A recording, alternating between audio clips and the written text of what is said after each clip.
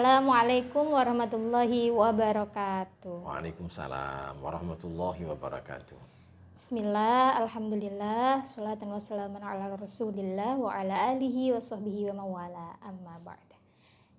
Bagaimana kabar sahabat ruang tubuh semua? Semoga senantiasa dalam keadaan sehat walafiat, bahagia, sejahtera. Mohon maaf sekali, kita sudah lama, mungkin sudah 1 bulan ya Pak, kita nggak bikin video lagi, kita hiatus. Ya mungkin karena tertabrak dengan cuti lebaran dan aktivitas lainnya. Mohon maaf sekali, mungkin kali aja ada yang menunggu-nunggu ya. Jadi doakan kami untuk agar selalu bisa istiqomah dalam memberikan edukasi-edukasi kepada sahabat ruang tubuh semua.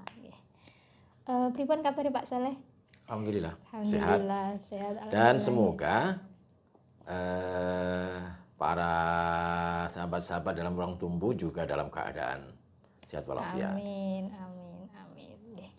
Oke, teman-teman, sahabat ruang tunggu semua, dalam segmen kali ini kita akan membahas tentang seputar haji ya Pak ya, karena ini kan momennya haji, tapi mungkin apa kita nggak agak telat ya Pak, soalnya sudah pada berangkat. Kalau telat enggak juga sih, karena memang bahwa ibadah itu secara umum dia akan selalu dibutuhkan bagi siapapun, baik yang sudah berangkat maupun yang sudah pulang baik yang baru melaksanakan atau sudah selesai itu, maka semuanya saya kira akan membutuhkan sebuah pemahaman yang utuh yang barangkali itu tidak dibatasi oleh waktu ya. Ya mungkin Bapak Ibu jamaah haji, jika ada waktu semoga bisa nonton, dan bisa juga edukasi ini juga bisa didengarkan oleh calon-calon jamaah haji di tahun selanjutnya. Atau ini Mbak Iva, yang sudah haji. Yang sudah haji biar nih Pak meresapi dulu hajinya atau di mana. Orang yang setelah haji itu kan menjaga kemakburan itu kan menjadi penting. Dan dia butuh penguatan dari perjalanan setelah haji itu, menggali makna yang terdalam di dalam haji itu apa, aplikasi dalam kehidupan sudah benar apa belum gitu. Maka kan ada kan sepulang haji itu jamaah-jamaah ini kemudian masih bersatu beraktivitas dalam sebuah kegiatan menjaga kemakburan. Misalnya kayak ada pertemuan setiap bulan, ada pengajian-pengajian gitu. Itu kan masih juga dalam rangka garis besarnya adalah menjaga kemakburan haji, meningkatkan bagaimana kemakburan itu bisa digapai gitu. Gitu ya teman-teman, jadi simak sampai akhir, jangan cuma depannya aja, tapi semoga bisa menyimak sampai belakang. Oke, mungkin kita langsung masuk kepada pembahasan ya Pak. Mungkin untuk mengawalinya kita bisa membahas terlebih dahulu apa saja yang kiranya perlu dipersiapkan untuk menuju kepada ibadah haji tersebut. Baik, bismillahirrahmanirrahim. Assalamualaikum warahmatullahi wabarakatuh. Waalaikumsalam warahmatullahi wabarakatuh. Mustami'in al-kiram, ibadah haji itu memang dari sisi tatanan syariat tidak ada hal yang baru. Dari zaman Nabi sampai akhir zaman nanti, maka apa yang menjadi rukunnya haji, apa yang menjadi wajibnya haji ya tetap seperti itu, sama gitu. Cuma bahwa situasi sosialnya yang kadang berkembang dan berubah ya, sehingga orang di dalam melaksanakan haji itu butuh persiapan, dan mungkin persiapannya juga akan berbeda dari waktu ke waktu. Contoh misalnya, hari ini ibadah haji itu ada perubahan yang signifikan di dalam memandang atau melihat bagaimana orang itu akan berangkat haji. Bedanya di mana dengan zaman dulu itu? Kalau zaman dulu nggak pakai nunggu lama. Iya. Ya? Sekarang bisa Nah, sekarang 30 30 tahun, ya, Pak, 35 ya tahun Allah. gitu kan. Iya. Maka dari perspektif ini, hari ini harus melihatnya dalam sebuah pensikapan yang berbeda nanti akhirnya. Persiapan waktu zaman dulu dengan hari ini juga berbeda. Bapak saya itu haji itu tahun 1927. Oh. Jadi belum ada NKRI itu. Nggih, nggih. Belum merdeka kan, Belum sama merdeka. kakek saya berangkat ke sana. Itu dari sisi pembiayaan sangat mahal sekali. Beliau pernah bercerita kepada saya dulu hajinya itu berdua sama eyang itu, kakek saya itu adalah 15 pasang sapi dan 10 gerobak atau 10 truk kedelai. 15 pasang. 15 pasang sapi. 30 sapi, Pak. Iya, berarti berdua kok. Oh, berdua. nggih. Berdua kan? Nggih, 30 sapi. Berarti satu orang 15 sapi. 15 sapi. Berapa itu? Hari ini satu sapi berapa? 20 juta misalnya ya. Kali 15. 300 juta. Wow. Plus Gerobak 5 gerobak deli. kedelai. Nah, itu. Sehingga Mahal sekali. memang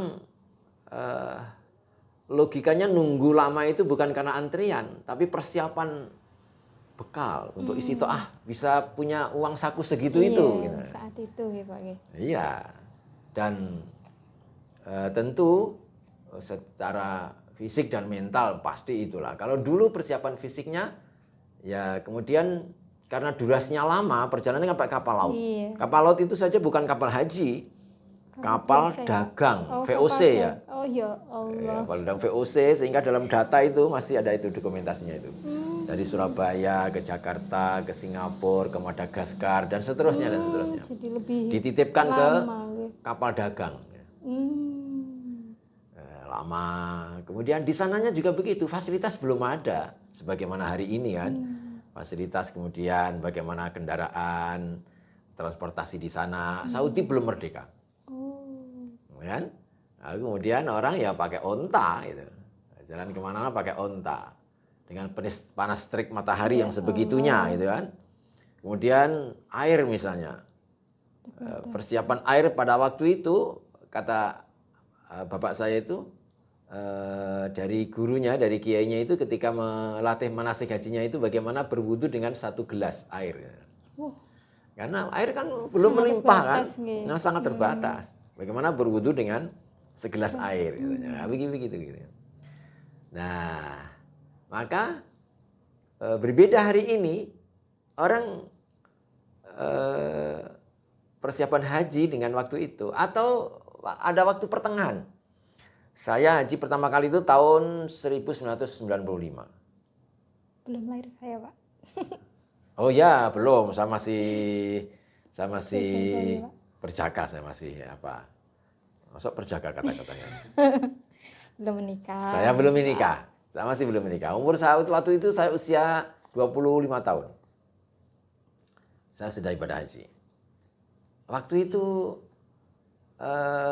tidak ada nunggu lama. Nggak pakai nunggu lama waktu itu. Jadi kita persiapan, kalau nilai rupiahnya ya mungkin nominalnya murah, tapi mungkin secara kurs sama saja sih ibadah haji itu. Oh, sama dengan sekarang. Saya tidak nunggu, begitu daftar ya kemudian berangkat. Dalam tahun yang sama. Dalam tahun yang sama. Maka kemudian kita persiapannya adalah bagaimana mempersiapkan diri dengan dengan misalnya bagian dari manasik itu menghafal doa dan seterusnya. Ya pada tahun itu bisa konsentrasi penuh gitu. Nah, hari ini berbeda lagi. Orang persiapan haji itu dengan proses durasi waktu yang lama. Orang yang berangkat haji tahun ini mungkin nunggunya sekitar belasan tahun ya. Mungkin berapa itu? 15 tahun, sekitar itu 13 tahun. Hari ini, yang berangkat hari ini. Sekitar itu. Nah? Yang 30 tahun, Pak? Ya nanti, yang 30 tahun itu nanti. Oh, nanti. Yang ini belum ini. Ini Oh, yang tahun-tahun ini iya. nunggunya sekitar itu yang tadi. sekitar 10-15 tahun. Ya, antara 15-an tahun sekitar Nggih, itu. nggih, nggih. Nah, untuk yang ke depan, ini persiapan haji itu berbeda lagi. Persiapannya bagaimana? Bahwa program ibadah haji itu sudah harus menjadi program keluarga, tidak menjadi program individu. Gimana itu Pak maksudnya? Maksudnya adalah ketika orang itu dulu seorang bapak itu tidak memikirkan haji anaknya. Oh, Ya kan? Ya sudah pokoknya ini dibekali kehidupan, lalu dia menjalani kehidupan. Kalau sudah pada waktunya mampu secara ekonomi, dia daftar gitu aja kan. oh iya. Kalau sekarang kan nggak bisa begitu lagi. Bahwa haji itu harus menjadi program keluarga. Yang memikirkan adalah bapak ibunya, Iya, orang iya. tuanya itu. Kenapa? Karena berkaitan dengan durasi waktu tunggu tadi gitu. Waktu tunggu itu kalau misalnya 35 tahun. Lalu anak-anak itu kemudian bisa mandiri secara ekonomi dan memikirkan tentang haji itu pada usia 40 misalnya. Jadinya 75 tahun kan? Iya Pak. Iya. Kalau masih keburu Pak umurnya. Ya mudah-mudahan. Mudah-mudahan ya Amin. harus optimis no. Oke. Nah, solusinya apa gitu? Haji itu menjadi program keluarga. Haji, Ya saya punya anak-anak gitu. Sudah saya rancang itu. Saya daftarkan anak saya. Kamu daftar. Saya daftarkan. Iya. Jadi nanti perjalanannya kan lalu kemudian dari misalnya yang usia hari ini 25. Kalau 30 tahun lagi berarti kan masih di 50. 55, 60. Masih segitu usianya. Iya. Ini kan lalu kemudian kalau dia harus daftar sendiri pada usia dia 40, sementara nunggunya saat itu sudah 40 tahun lagi. Semakin lama lagi. Nah, itu ya. Jadi maka harus berubah mindsetnya ibadah haji bagi jamaah Indonesia, harus kemudian dikonsepkan menjadi bagian dari yang dirancang oleh keluarga. Pak Iva misalnya, putranya umur berapa sekarang? Mau 5 tahun Pak. 5 tahun. Besar. Maka bagian nabung itu, ya dia nabung untuk rumah, bagian nabung untuk haji. Menjadi konsep lagi amin, begitu. Amin. Nah, oleh karenanya saya kira ini harus dipahami oleh keluarga-keluarga di Indonesia ini gitu. Bahwa bagaimana kemudian mempersiapkan haji saat ini diantaranya adalah menghitung akan keberangkatan perkiraan itu. Sehingga menjadi tadi kesimpulannya menjadi program keluarga. Nah, yang kedua adalah nunggu dalam waktu yang lama. Itu di satu sisi memang lama, ada plus dan minusnya. Kalau sisi minusnya ya kita akan berangkat pada usia-usia yang tua ya. Pada usia-usia dan 60, 70 dan itu sudah dari sisi sudut pandang kesehatan sudah risti itu. Sudah risiko tinggi. Usia-usia segitu itu. Banyak yang terkait dengan kesehatan. Tapi di satu sisi sebenarnya dia punya kesempatan, jamaah haji itu punya kesempatan lama untuk mempersiapkan sebaik mungkin. Dari sisi kualitas keilmuan misalnya. Ya. Ngapal itu ngorong 12 tahun masa rapal. Ya mestinya harus habis itu. Ini yang harus dipahami pula. Jadi kita yang kemudian mau berangkat haji itu tidak lalu kemudian akan persiapan diri dalam durasi yang 1 tahun atau 2 tahun. Enggak cukup.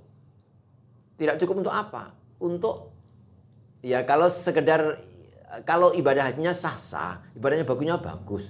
Tapi untuk memaksimalkan diri, saya kira adalah persiapan dalam durasi lebih lama itu punya ruang dan waktu untuk menguatkan kualitas ibadah hajinya. Contoh misalnya realitanya hari ini. Kita melihat yang sudah persiapan 13 atau 14 tahun nunggu, tetapi karena tidak persiapan yang dimaksimalkan dalam tadi fokus pada hajinya, maka ya banyak juga yang tidak hafal doa-doa. Iya. Banyak juga yang tidak hafal doa-doa itu. Misalnya lagi tentang manasik, ya, pasti diberi bekal oleh Kementerian Agama. Maksimal. Ditambah lagi misalnya ada KBH. Iya. Tetapi manasik-manasik di seputar KBH dan ibadah di Kementerian Agama, manasik ibadah di Kementerian Agama itu adalah lebih banyak pada hal-hal yang sifatnya teknis gitu. Misalnya physically misalnya. Iya. Tapi kalau yang sifatnya ruhaniyah, qalbiyah, nah ini Sudah tidak sempat memikirkan ya, Pak. tidak terkonsepkan maksimal di sana. Ya mungkin terkonsepkan ya. Cuma memang saya kira persiapan rohani itu kan tidak hanya butuh sebuah teori. Itu ada satu tahapan yang dia harus aplikasikan, dia harus harus dia latih gitu ya. Maka kemudian persiapan haji secara fisikly adalah sehat. Mungkin mempola hidup sehat, ya. Kemudian punya kebiasaan dalam kehidupannya, dalam tatanan kehidupan yang baik untuk menunjang fisiknya sehat, ya. Atau persiapan secara fisik itu, misalnya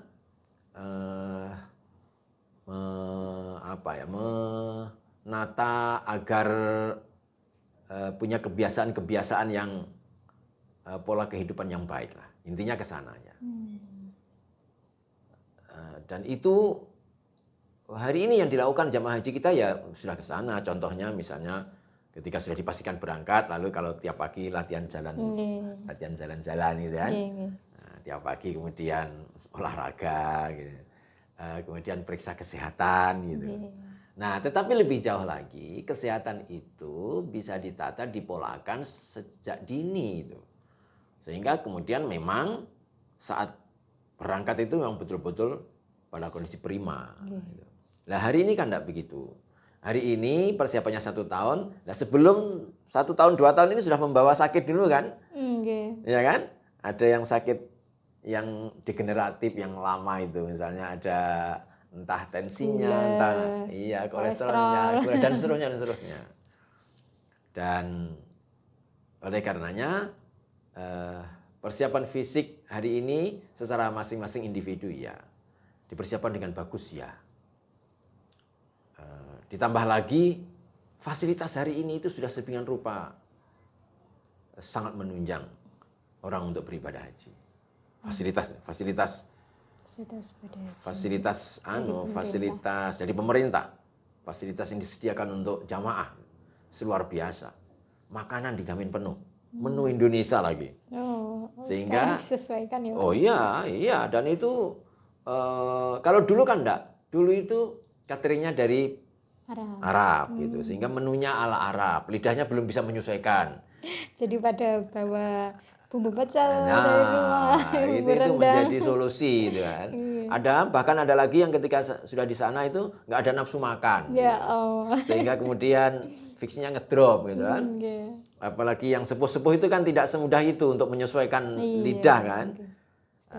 Nah, hari ini sudah tidak begitu. Hari ini adalah seluruh makan disediakan oleh pemerintah. Menu Indonesia, kokinya Indonesia, sayurnya Indonesia, gitu kan.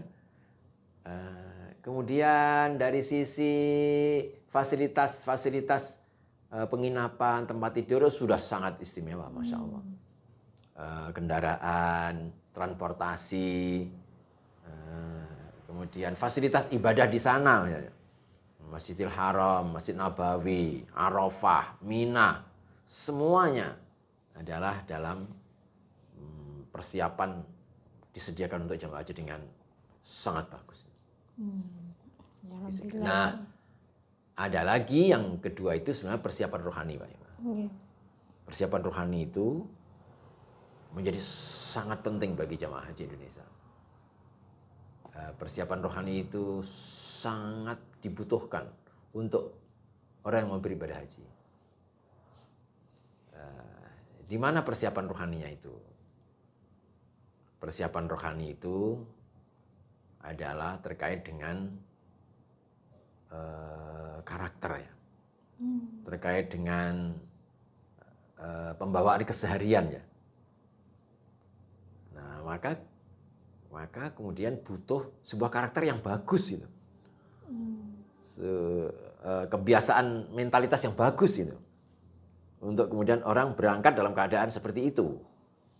Misalnya ada kesabaran, ada keikhlasan, ada ketawakalan, ada empati, ada apa?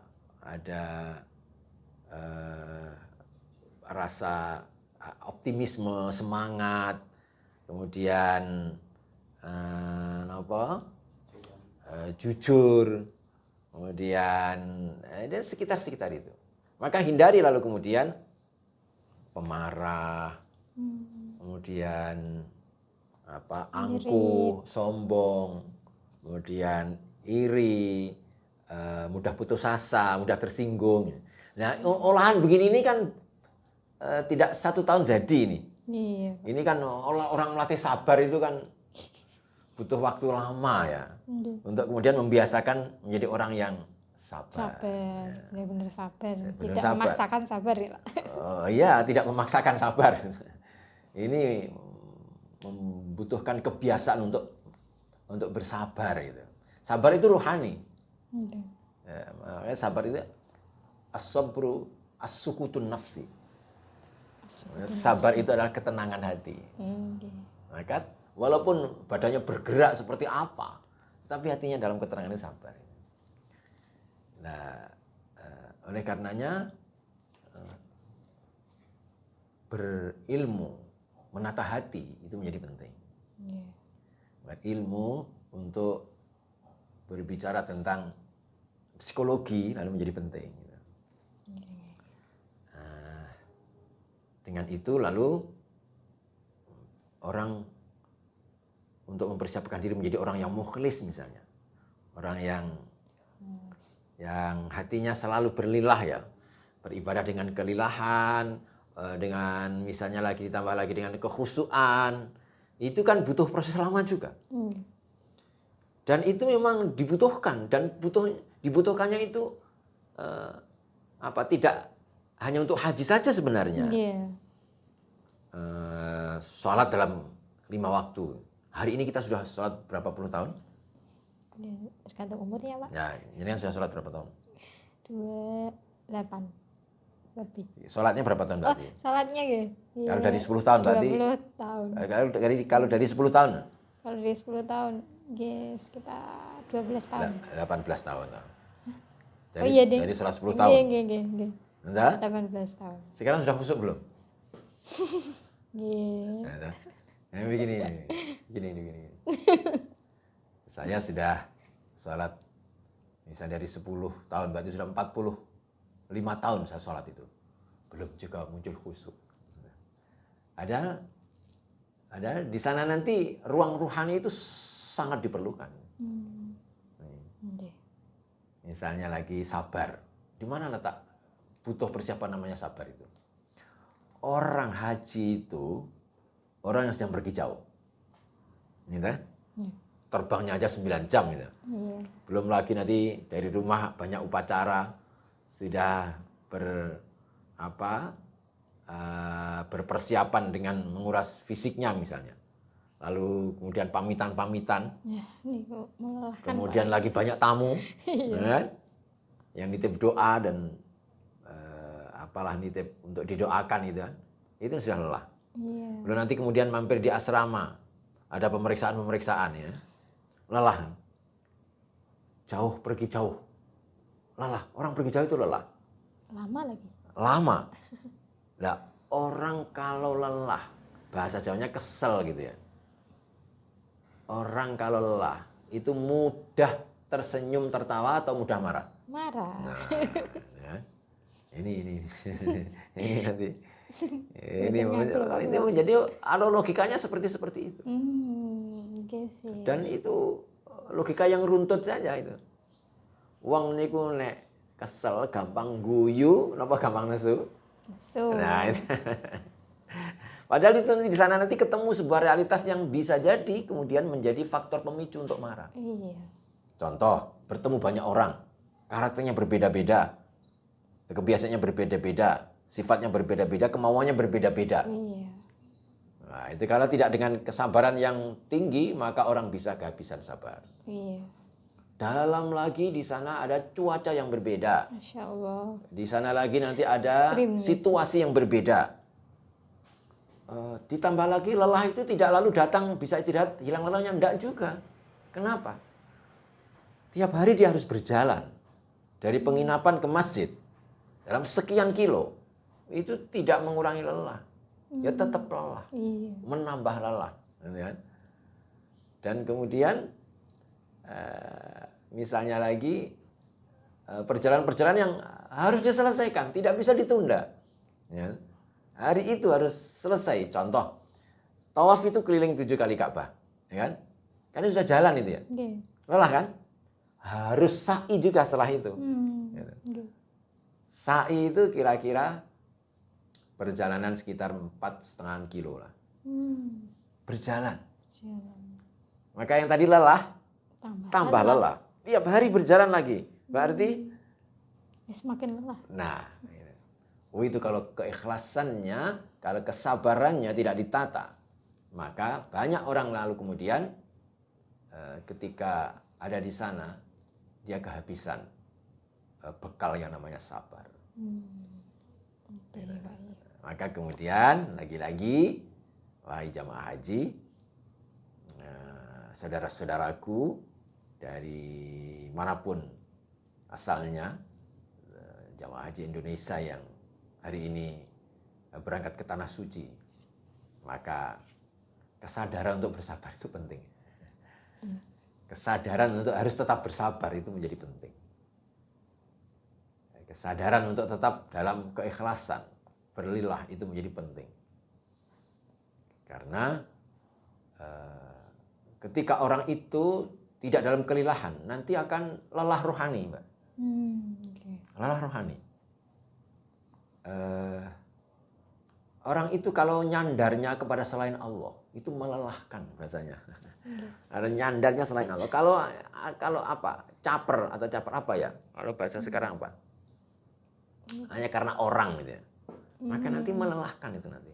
Sangat melelahkan. Belum lagi kita berhadapan dengan banyak orang karakter. Ada yang jamaah haji itu karakternya pendiam, ada yang karakternya cuek, ada yang karakternya nyinyir. Nyinyir. Ada yang karakternya nanti responsif, aktif. Itu akan berdampingan dengan kita. Dan kita tidak bisa harus bertemu dengan banyak mereka, harus. Kenapa? Ya kita satu kamar berenam, ya. Kemudian kita nanti beregu, berombongan, bersama dalam satu bis. Tidak bisa kemudian kita tidak pakai bisnya, nggak bisa. Sudah ditata dengan rupa gitu kan. Maka kesadaran untuk terus bersabar itu menjadi penting. Gitu. Apalagi dalam waktu yang lama gitu. Nah. Nggak cuma sehari 2 hari kayak ziarah biasa. Oh gitu. ya, kalau kita piknik itu kan cuma Iya. berangkat. Mentok seminggu lah. Iya, kita mau keliling mana itu piknik itu kan nanti dalam ruang Indonesia banget. Iya. Apalagi itu Bahasa. dalam waktu yang lebih dari 1 bulan. Iya. Dalam cuaca yang segar-segar saja, di Indonesia yang nyaman-nyaman saja, fasilitas semuanya ada. Gitu. Karena di sana kan tidak begitu juga. Maka ayyuhal khudur, jamaah haji Indonesia yang hari ini berangkat ibadah haji, maka selalu dalam kesabaran yang prima. Nah ini penting juga bagi kita yang besok akan berangkat haji. Sabar itu tidak bisa satu hari kita persiapan sabar lalu jadi. Iya Pak. Nggak bisa, tak? Nggak bisa. Nggak bisa kan itu ya. Maka mulai hari ini terus kemudian bagaimana persiapan untuk menuju ke sana itu menjadi penting. Tidak bisa lalu kemudian misalnya persiapan secara keilmuan. Banyak jamaah haji kita yang misalnya kemampuan membaca bacaan dalam Lughatul Arabiyyah misalnya terbatas kan. Membaca dalam tulisan Arab. yang doa-doa itu ada di situ misalnya. Tidak cukup 1 tahun itu. Oke. Banyak soalnya. Karena banyak, dan itu bukan menjadi doa yang dalam keseharian kita. Iya. Maka 2 tahun, 3 tahun sudah mulai menghafalkan doa-doa untuk dibaca dalam keseharian kita, itu menjadi penting. Maka mestinya ini diambil hikmah. Nunggu lama untuk durasi yang lama, tetapi ketika diisi untuk persiapan yang begini-begini nih, ini menjadi bermakna. Iya. Nunggunya. Tidak terjadi keluh kesan, waduh lama banget, tidak begitu. Iya, bisa mempersiapkan dengan maksimal. Di dalam persiapannya juga kan ada pahalanya, Pak. Oh iya, iya. Sudah mulai muqarrabah ke Allah, gitu kan. Sudah mulai ke sana. Oke, Pak. Lalu sebenarnya kenapa ya, Pak? Kenapa haji bisa sebegitu pentingnya sehingga itu masuk ke dalam rukun Islam nomor 5, sehingga kita memang benar-benar kalau mampu itu kita harus memenuhinya gitu, Pak. Soalnya kadang orang itu kurang tahu apa sebenarnya urgensinya, sehingga mungkin karena mereka harus menunggu lama, halah kayak ogah-ogahan untuk mendaftar, padahal sebenarnya secara finansial dia mampu gitu, Pak. Ya, memang begini ya.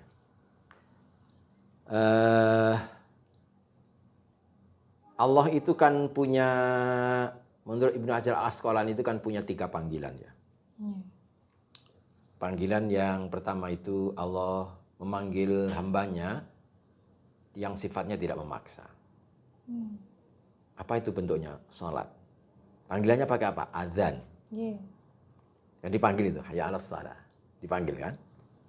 Allah tidak memaksa. Ada yang datang, ada yang tidak. Ada yang datangnya cepat, ada yang datangnya harus menunda-nunda. Dipanggil jam 12, jam 2 baru datang. Iya. Kan ada itu gitu. Ada. Zuhur jam 12 dipanggil, datangnya jam 2. Ada atau itu? Ya, 2:30 ya, siapa 2:30? Oh, ada setengah 3. Ada kayaknya, Pak. Tapi bukan saya. Nah, ada yang dipanggil subuh jam 4:30, datangnya Jam 6. ya begini. Tetapi Allah memberi ruang. Kamu berangkat, saya anugerahi fadlku yang besar. Aku beri pahala yang besar. Aku beri satu nilai keutamaan yang besar. Tapi ada juga yang tidak berangkat juga. Ada yang menunda, tentu akan sendiri-sendiri. Yang kedua ada panggilan Allah yang sangat memaksa. Apa itu bentuknya? Al-maut. Kematian. Kalau sudah Allah memanggil, maka fa'idza jaa ajaluhum. Ketika tiba datangnya ajal bagi mereka itu datang, maka tidak bisa lagi untuk ditunda. La yastakhiruna sa'atan.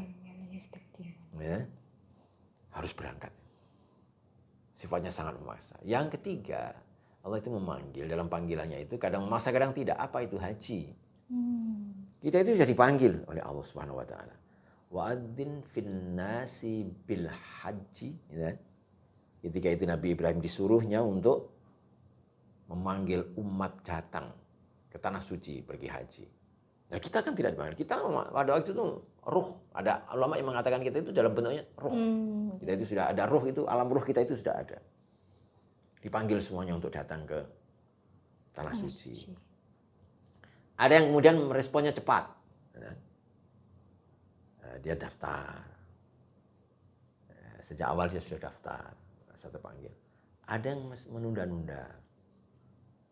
Sudah punya Avanza belum daftar, ada loh. Sinten ya, Pak? Ya barangkali banyak saya lihat itu. Jangankan Sudah Avanza, Pak. Sudah punya Vario, 2 lagi Varionya. Vario baru-baru, belum daftar juga. Meresponnya lambat. Ya. Sinten, Pak? Ya saya kira Sinten, ada lah. apakah pemirsa ada di sana ada yang merasa? Ya, saya kira ada yang meresponnya lambat itu. Ada yang bahkan tidak merespon sampai mati dia tidak pengen haji. Apa kata Allah? Wallahu ghaniyun 'anil 'alamin. Dalam sebuah tafsiran saya dulu pernah diterangkan oleh Gus Said itu begini. Ayat itu maknanya. Oh, kalau kamu tidak juga segera daftar, ya sudah. Saya tidak butuh engkau pameri hartamu. Aku itu maha kaya. Aku tidak butuh engkau pameri Avanzamu, engkau pameri Nmax-mu, enggak butuh. Engkau pameri tabunganmu, aku tidak butuh. Kata Allah. Maka sebenarnya adalah haji itu ditaruhnya oleh Allah jadi nomor 5 itu adalah sebenarnya haji itu proses pendekatan yang paling maksimal ke Allah dalam bentuk ibadah fisik itu haji. Nah, dari mana prosesnya itu? Dari bersyahadat dulu. Secara rohani, syahadat itu kan secara lisan, secara rohani. Bangun keimanan, tasdiqun fil qalbi. Kemudian dalam aplikasi keseharian bentuknya sholat. Belajar keberserahan diri kita untuk taslim ya. Untuk sholat itu adalah bagaimana orang menyerahkan diri dalam tatanan Allah Subhanahu wa taala. Setunduk-tunduknya. Sehingga ketika dipanggil datang. Nah, kira-kira gitu. Ini tiap hari. Kemudian habis itu rukun Islam yang ketiga adalah zakat. Orang agar tidak bersandar ke harta. Tauhid lagi ya. Orang lalu kemudian tidak menjadi pelit, tidak menjadi bakhil. Kenapa orang jadi bakhil? Karena seakan-akan hidup itu sandarannya harta. Lalu itu ditata untuk tidak sandar ke harta. Sandar ke Allah. Kemudian puasa. Nah, puasa itu adalah agar orang itu mampu untuk tidak memperturutkan hawa nafsunya. Lalu menurutkan ke mana? Ya menurutkan apa-apa yang dikehendaki dan diperintahkan oleh Allah Subhanahu wa taala. Maka orang akan menjadi baik ketika tidak menuruti hawa nafsunya. Nafsu ditata dalam tatanan Allah Subhanahu wa taala ini. Kemudian setelah itu tertata dalam ketauhidan semua. Syahadat itu tauhid, salat juga tauhid, zakat tauhid, puasa tauhid. Yang kelima adalah haji. Nah, haji itu adalah puncak perjalanan bertauhid dalam secara fisik dan rohani. Maka namanya haji itu ziarah ke Baitullah.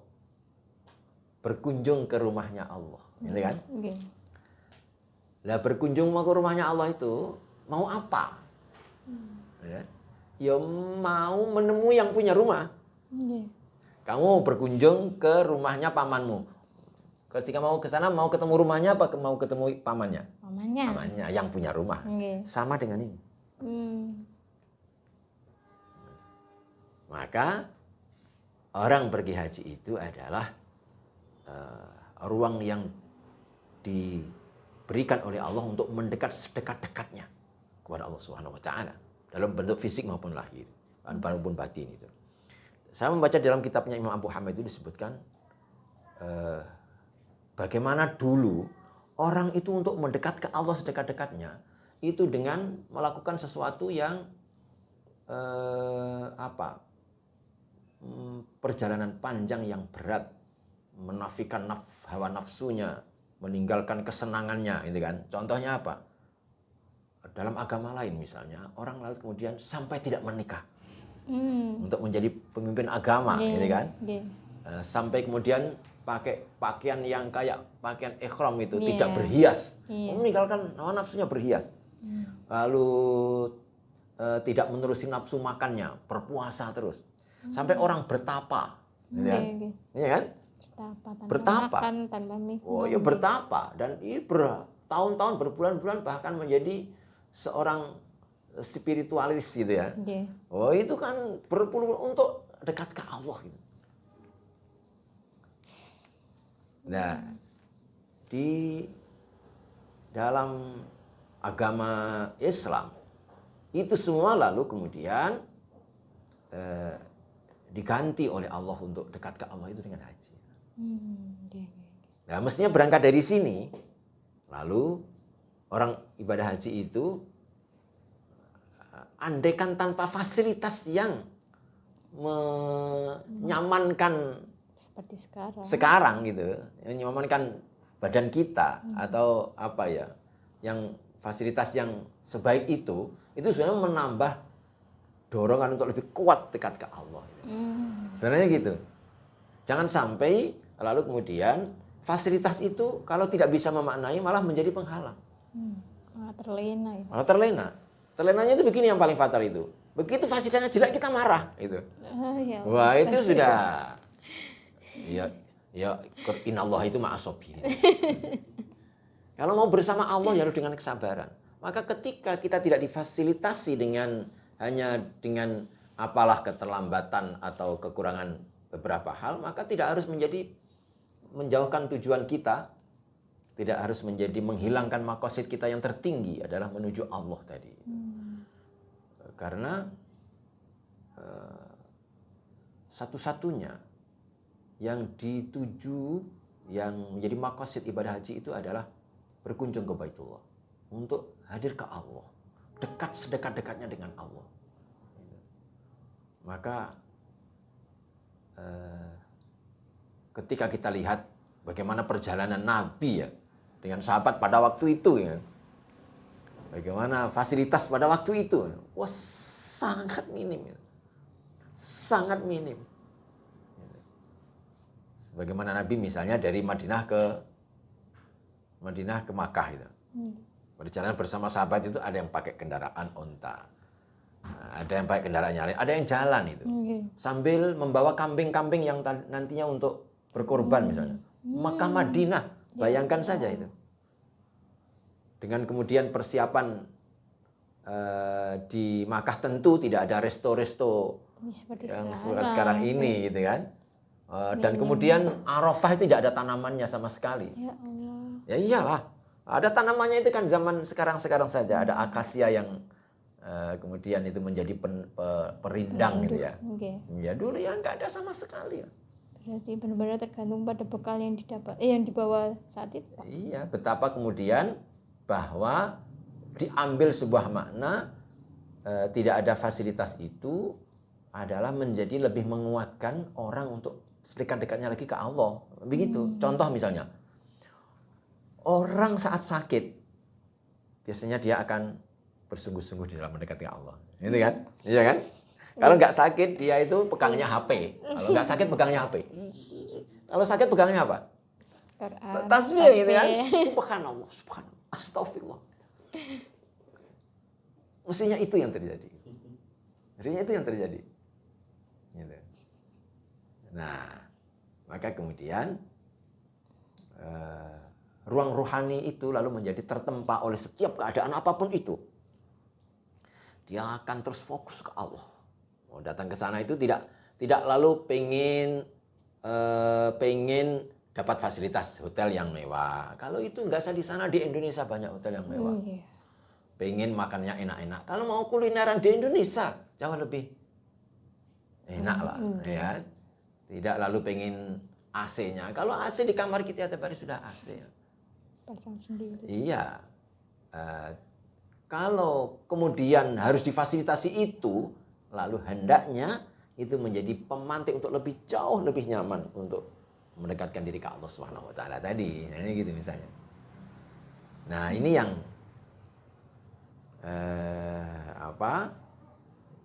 hal pokok yang menjadi kita berkunjung ke tanah suci itu mau kemana, arah tujuan masing-masing itu.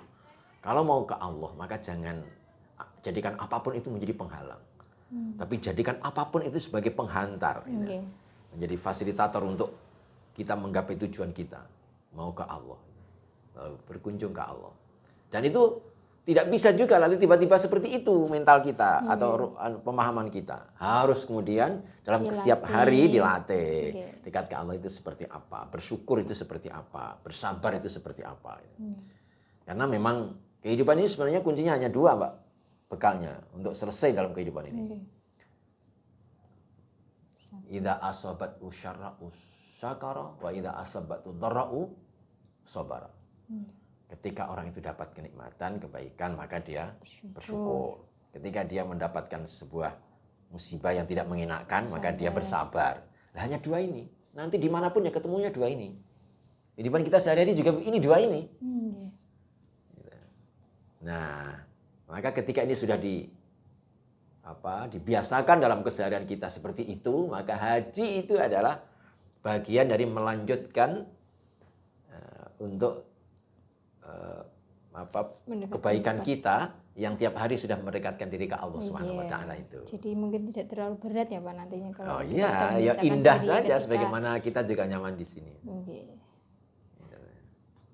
Nah, lalu kemudian ketika orang itu harus dengan persiapan yang sedemikian rupa itu menjadi bagus itu, menjadi sebuah karakter, menjadi sebuah kebiasaan untuk itu, maka baru nanti kemudian dia di sana nanti akan menjadikan mata hatinya menangkap banyak pelajaran dari Allah Subhanahu wa taala.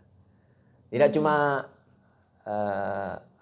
cuma mata lahiriah gitu ya.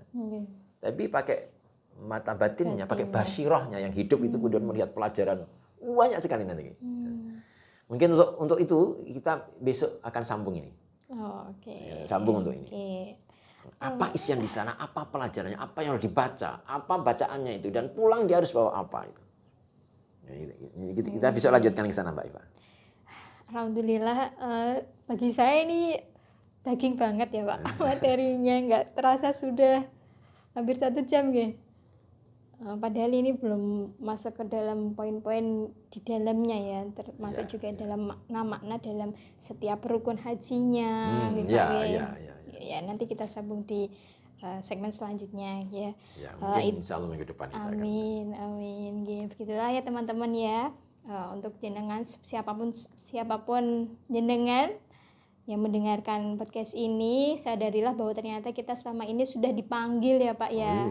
Walaupun saat itu kita masih dalam bentuk roh, tapi sebenarnya semua manusia, semua umatnya sudah dipanggil Allah untuk bertemu Allah, untuk mengunjungi Baitullah ya Pak ya. Cuman tergantung kepada kita apakah kita akan benar-benar segera merespon dengan cepat, lambat, atau justru mengabaikannya ya. Bagi jenengan yang mungkin sudah mendaftar haji, silakan dipersiapkan dengan sebaik mungkin ya. Jadi haji itu bukan hanya seperti kita ziarah wisata pada umumnya gitu. Yang kita persiapkan hanya bekal fisiknya saja, finansial saja, sangunya saja, tetapi juga sangu-sangu seperti menata hati kita, secara spiritualitasnya kita, dan ya hal-hal yang terkait dengan spiritual dan batiniah itu tadi, agar benar-benar nantinya ketika kita sudah sampai kepada momen haji itu, kita benar-benar bisa memaksimalkan segala ibadah yang kita jalani nanti dan benar-benar menjadi haji yang mabrur. Ya, bahasa saya begini Mbak. Haji itu lelah ya, tapi haji itu indah. Gitu. Agar kita bisa benar-benar merasakan indahnya itu, ternyata harus persiapan ya Pak ya. Jadi, haji itu lelah, tapi haji itu indah. Walaupun mungkin masa penantiannya itu sangat lama, tetapi silakan dimaknai dengan ini adalah persiapan kesempatan untuk mempersiapkan dengan sebaik-baiknya. Oke, itu dari kami. Sekian. Apabila terdapat kesalahan dalam kami bertutur kata, kami mohon maaf yang sebesar-besarnya. Mungkin apabila ada yang ingin ditanyakan, silakan komentar di kolom komentar. Jangan lupa di like, subscribe, dan share. Barangkali ada teman-teman yang juga membutuhkan edukasi ini. Wallahu muwaffiq ila aqwamit thoriq. Wassalamualaikum warahmatullahi wabarakatuh. Shalla 'alaika ar-Rahmanu أزكى الصلاة والسلام يا ربي ارفع مقام